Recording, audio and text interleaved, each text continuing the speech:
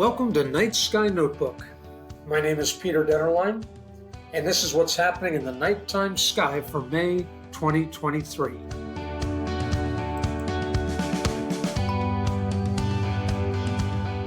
We begin with the full moon on Cinco de Mayo, May 5th.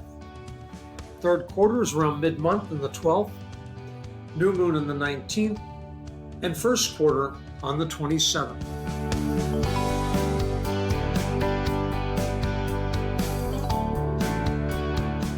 The Eta Aquariid meteor shower is one of the nicer ones in the spring, mostly because the meteors really come from Halley's Comet.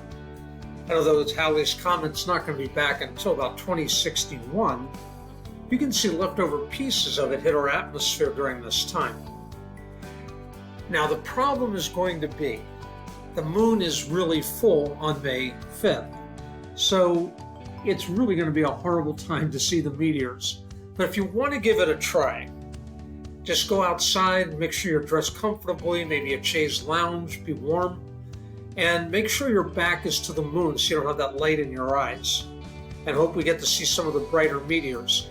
But you're definitely going to be missing a lot of them just because of the moon phase.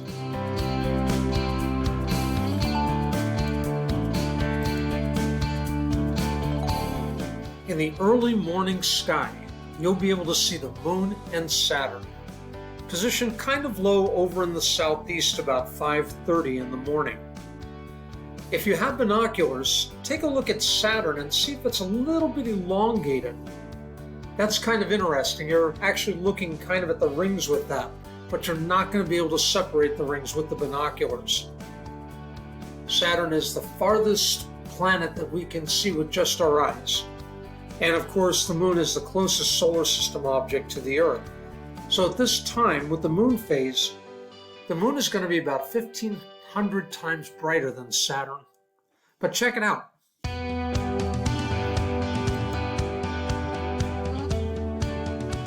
Let's go to the evening sky on May 16th. And we're going to spend a little time here in the next few days. Pollux and Castor, the two Gemini twins, are quite prominent over in the western part of the sky.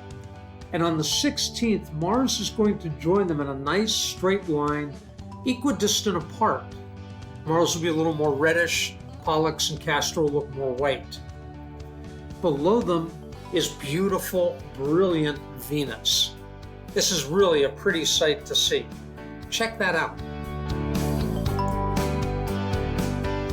But the fun really begins on May 22nd and the 23rd, when the moon catches up with them. Mars is going to be a little bit higher than Pollux and Castor now.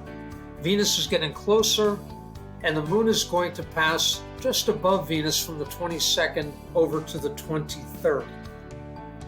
The moon and Venus together is always an amazing sight. And with Pollux and Castor and Mars, this is something you don't want to miss. Definitely check this out.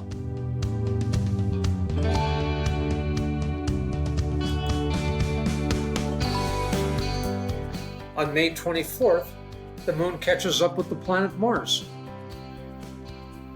And it's going to make a nice triangle with Mars and the Beehive cluster in Cancer. Mars is going to catch up to the Beehive in early June, taking about 3 days to traverse across this cluster. Get binoculars, take a look at the Beehive, take a look at Mars and the moon, get a feel for where everything is right now. But that's going to be a really neat thing to see, and especially as we start next month. And of course, Venus is going to be brilliant and lower in the sky. We're looking around 10 p.m. And that's it for May. If you want to learn more, go to my blog, Night Sky Notebook. And until next month, keep looking up.